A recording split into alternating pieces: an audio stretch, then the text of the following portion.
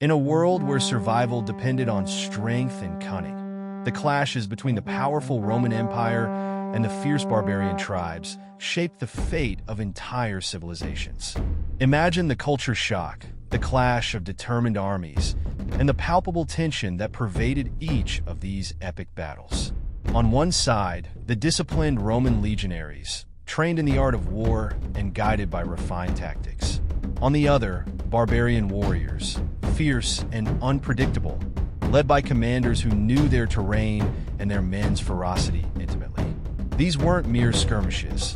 They were battles that decided the fate of nations, redrew borders, and shook the balance of power in ancient Europe. But what were the key moments when Rome's strength was truly tested?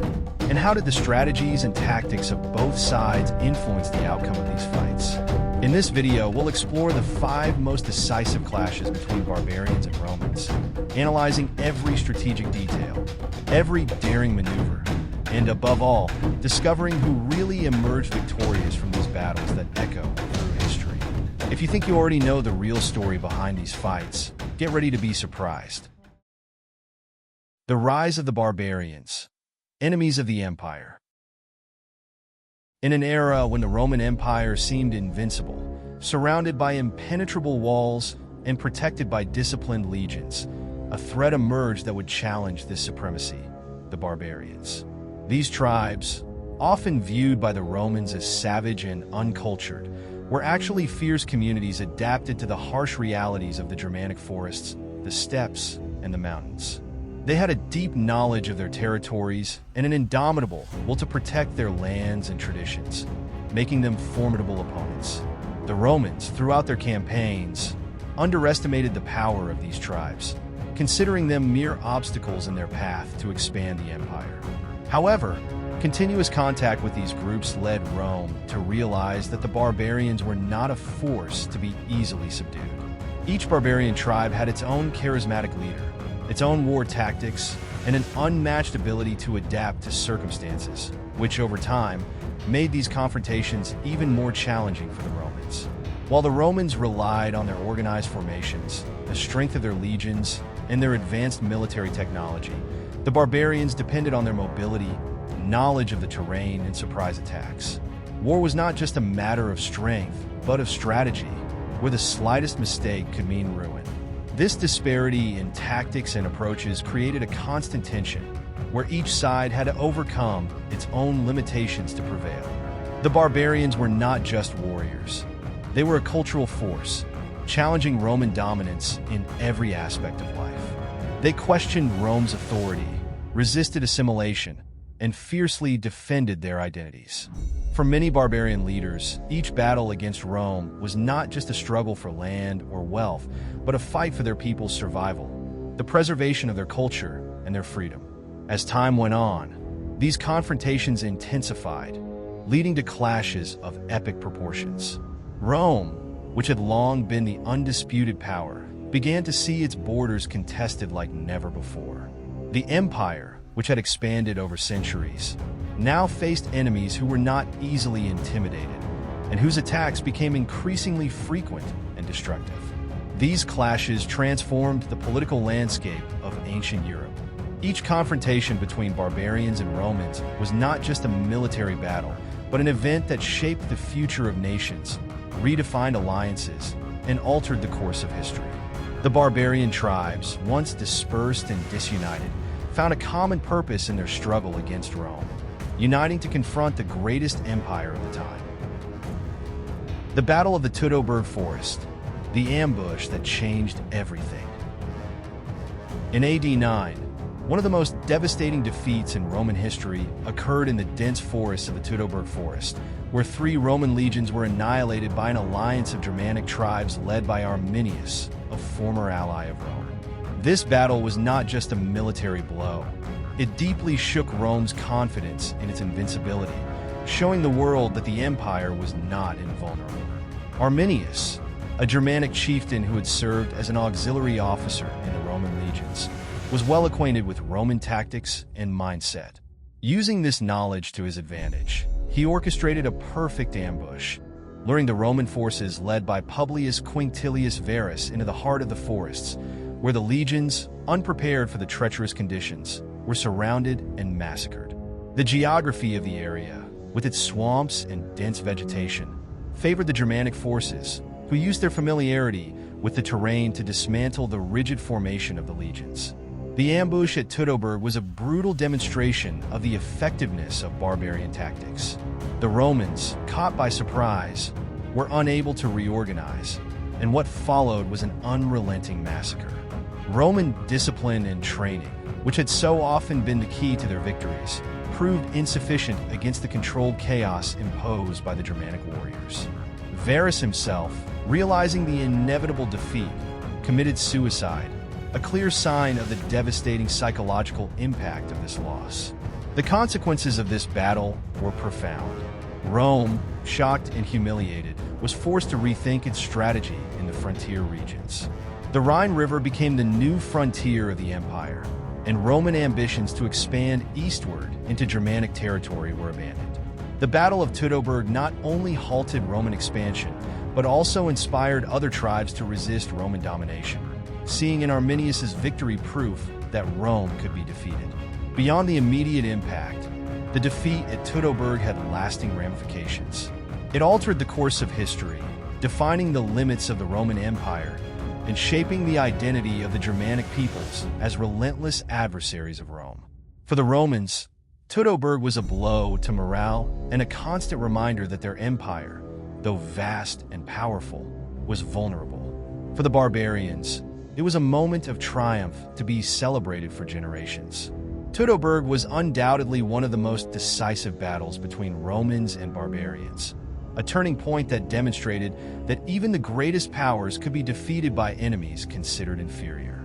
Arminius's victory echoed through history, symbolizing resistance against oppression and the strength of tribal unity against a common foe. Adrianople, the beginning of the end for the Roman Empire. The Battle of Adrianople, fought in AD 378, is often cited as the beginning of the irreversible decline of the Roman Empire. Facing the Goths, a Germanic people who had migrated into Roman territory seeking refuge, Rome suffered a devastating defeat that deeply shook its military and political structures. What started as a confrontation to control a rebellion quickly turned into one of the greatest military disasters in Roman history. Led by Fritigern, the Goths were desperate, pressured by hunger and Roman betrayal, which failed to provide the promised support. Rather than submitting, they chose to fight, and Adrianople became the stage for that decision. The Roman army, commanded by Emperor Valens, underestimated both the numbers and the determination of the Goths. Valens's arrogance, in not waiting for reinforcements from the Western Emperor Gratian, contributed to the ensuing disaster. The Goths, using their familiarity with the terrain and their numerical advantage, surrounded the Roman army in the open field. The battle quickly spiraled out of control, with the Romans being attacked from all sides. The sweltering summer heat, combined with the lack of organization and the constant Gothic assaults, caused the legions to lose their cohesion. Within hours, the Roman army was in disordered retreat, and Emperor Valens himself was killed, his body never being found. Adrianople was not just a military defeat. It was a blow to the soul of the empire. For the first time in centuries, a Roman army, led by an emperor, was destroyed in battle by a barbarian force. This defeat exposed the fragility of Roman power and Rome's growing inability to control its vast borders. The confidence in the legions, which had been the foundation of Roman power, was shaken, and the defeat reverberated throughout the empire, sowing fear and insecurity. After Adrianople, the Roman Empire was never the same. The battle marked the beginning of a series of barbarian invasions that would ultimately dismantle the Western Empire. The defeat also forced Rome to rethink its policies towards barbarian peoples, often opting for unstable alliances that only delayed the inevitable collapse. Adrianople was the harbinger of a new era, where Rome's power would be contested not only by external enemies but by its own internal decay. The Battle of Adrianople is thus seen as the beginning of the end for the Western Roman Empire. It showed the world that Rome was no longer the invincible power it once was, and that the once dismissed barbarian tribes were now a force capable of toppling the greatest empire of antiquity. This defeat left deep scars, not only on the legions but on the empire's very structure, accelerating its fall. The Alans and Visigoths against Rome, the Siege of Rome. In AD 410, Rome, the Eternal City, fell into the hands of the Visigoths led by Alaric, an event that shocked the ancient world and marked the end of an era. This siege, preceded by years of instability and internal disintegration, was one of the most humiliating blows for the Roman Empire, demonstrating that even the heart of the empire was not safe from barbarian fury. Alaric, a Visigothic leader who had served as an ally and mercenary for the Romans, finally turned against the empire that had so long despised and neglected him. Frustrated with the lack of recognition and promised rewards, Alaric marched on Rome, the jewel of the empire. With him came not only his Visigoths but also other tribes, such as the Alans, who shared a desire for revenge against Rome. The siege of Rome was meticulous and devastating.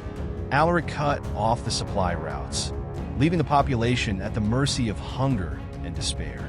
Roman attempts at negotiation failed, and in August 410, the city gates were opened, allowing the Visigoths to enter.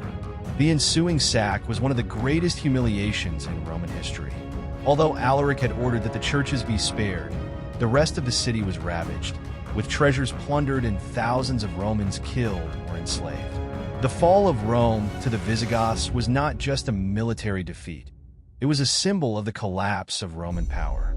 For centuries, Rome had been seen as inviolable, the center of an empire that dominated the known world. Its fall at the hands of a barbarian army was a shock to the collective psyche of the empire and its enemies. It demonstrated that the empire was disintegrating, unable to protect itself even within its own territory. For the Visigoths, the capture of Rome was both a victory and a means to send a clear message. The era of Roman dominance was coming to an end.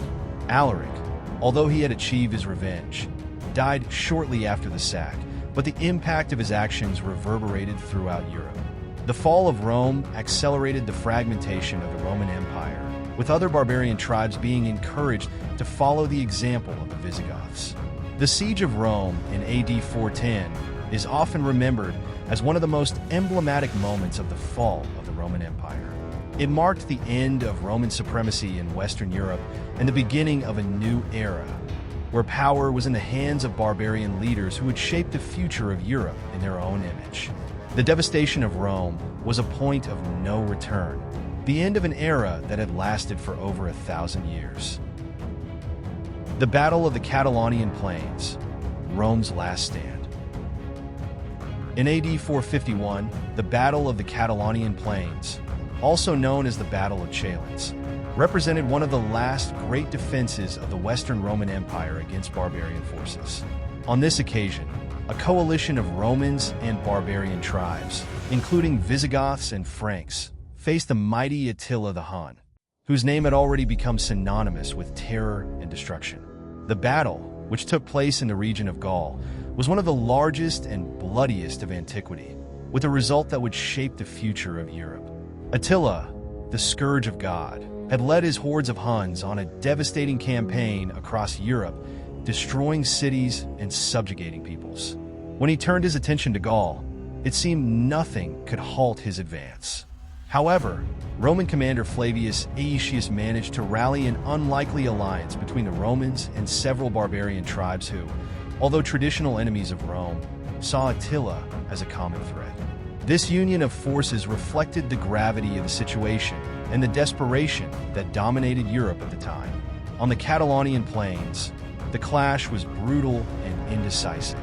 Attila, with his army of Hun cavalry, repeatedly attacked the Roman and barbarian lines. The battle raged for hours, with both sides suffering heavy casualties. Aetius and Visigothic King Theodoric I skillfully led the defense, managing to halt Attila's advances. During the battle, Theodoric was killed, but his death galvanized his men, who intensified their efforts against the Huns. Despite Attila's ferocity and the aura of invincibility surrounding him, the Romans and their allies managed to hold their ground. The battle ended inconclusively, with Attila retreating, a withdrawal seen as both a victory for Rome and a survival for the Huns. Attila's retreat was celebrated as a triumph by the Romans, but the battle, with its immense losses, served as a reminder of how weakened the empire had become. The Battle of the Catalonian Plains was one of the final breaths of the Western Roman Empire. Although Attila was prevented from completely destroying Gaul, the Roman victory was short-lived. Rome had relied on its former barbarian enemies to face a greater foe, and this dependence symbolized the decline of its military autonomy. The battle, while a tactical victory, did not reverse the course of Roman decline, which would continue until the empire's ultimate fall. For many historians, the Catalonian Plains represent the end of the classical era and the beginning of the Dark Ages in Europe. The fact that Rome had to rely on barbarian allies to survive highlights how vulnerable the empire had become. The battle is remembered as a decisive moment where Roman power was temporarily preserved, but at the cost of its independence and identity as the center of an empire. The triumph of Odoacer, the barbarian who ended Rome. The year AD 476 is often cited as the official end of the Western Roman Empire, marked by the deposition of the last emperor, Romulus Augustulus, by Odoacer, a barbarian leader of Germanic origin. This event, symbolizing the final collapse of the empire, was the result of decades of internal weakening and external pressure. Unlike many barbarians who came before him, Odoacer sought not just to sack Rome, but to establish a new power in the ruins of the empire. Odoacer, the son of Edico, a chieftain of the Heruli, had distinguished himself as a military leader in service to Rome. However, like many of his time, he saw the imperial power in decline and decided to act. In AD 476, he led a revolt of Germanic troops and other auxiliary forces who demanded lands and fair treatment from the Roman government. When their demands were ignored, Odoacer took decisive action, deposed the young Emperor Romulus Augustulus, and declared himself king of Italy. Odoacer did not bother to appoint a new emperor, opting instead to rule as a nominal representative of the Eastern Emperor Zeno, but in practice, he governed independently. This act of deposition was a final blow to the already weakened imperial authority and marked the end of the Western Roman Empire as a political entity. The transition was relatively peaceful, with Odoacer maintaining many Roman institutions intact, but under barbarian control. Odoacer's rule in Italy was characterized by an attempt to reconcile Roman traditions with the needs of the barbarian peoples who now dominated the peninsula. He retained the Senate and respected Roman culture, while distributing lands to his Germanic followers. This delicate balance between continuity and change helped stabilize Italy during a time of great turbulence, but also signaled the definitive transformation of Rome from an imperial power to a regional entity ruled by barbarian leaders. The deposition of Romulus Augustulus by Odoacer is one of the most symbolic events in Western history. It represents not only the end of the Western Roman Empire, but also the transition from classical antiquity to the Middle Ages. With the fall of Rome, Europe entered a period of fragmentation and change, where new barbarian kingdoms emerged from the ashes of the empire, shaping the future of the continent. By taking power, Odoacer not only brought an end to the empire that had dominated the world for centuries, but also ushered in a new era in European history. His triumph marked the end of one civilization and the beginning of another, where Rome's legacy would continue to influence, but under new forms and new leaders. He is remembered as the man who closed the final chapter of the Western Roman Empire, but also as the one who opened the doors to the formation of a new Europe. Barbarian strategies. How to defeat the Roman war machine. The effectiveness of the barbarians in defeating the Roman legions, considered one of the most formidable war machines in history, was largely due to their innovative and adaptive tactics.